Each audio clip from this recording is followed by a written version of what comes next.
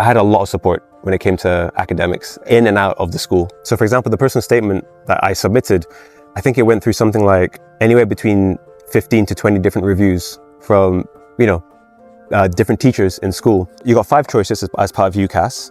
So they were also very strategic about it. I applied to LSE, York, Birmingham, Kent, and maybe, I think UCL as well, for A-levels, yeah? I took English literature, geography, and economics. So my dad's from here, so he was born in London. So my mom's from Malaysia. She grew up in Pahang. I was in KTJ, so I was mainly in like Negeri Sembilan since the age of 13.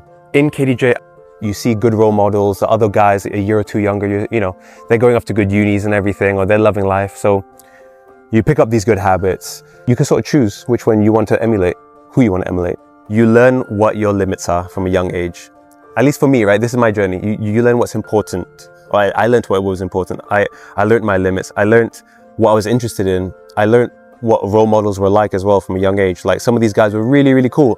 So I think being around so many guys and girls who weren't your parents really did help me just learn how to socialize a little bit more.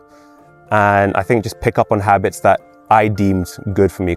In KTJ, I did a bit of Model United Nations. And I think that kind of sparked the curiosity for what different countries are like.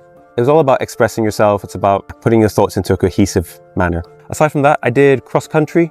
I did swimming, a lot of, like team building sports, such as like football and rugby. I did athletics.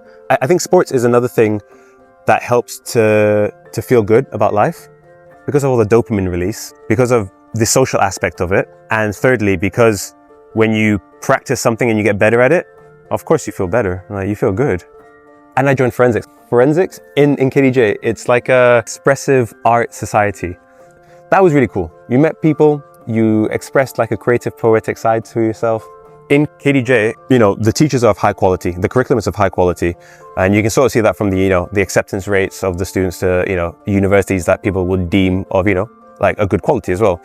In terms of community, everyone kind of like came together quite a lot because you're all kids who are growing up. And you got your teachers, you got your housemasters to ask for advice, but also just among your friends, I think there's a really tight community because you rely on each other for like advice, guidance. You rely on your older housemates on, hey, I want to do these subjects because I want to go to this uni. And those guys are already deep inside the process of applying to uni. They've done a lot of research that you would have to do, but you now have cut down a lot of the research time. And also you probably filtered out bad information from people that you trust. So your community, everyone's really helpful and curious and quite driven as well. That's another interesting thing about KTJ. They were all quite driven to go somewhere to try as best as they can. They were very empowering. I think that's the best way to say it. Like KTJ is filled with amazing people. Like I don't know if my parents are gonna watch this, but KTJ to me is home actually. My parents' home will always be home. But really where I grew up the most and I went through the most ups and the most downs and where I think I learned a lot more about myself emotionally was KTJ.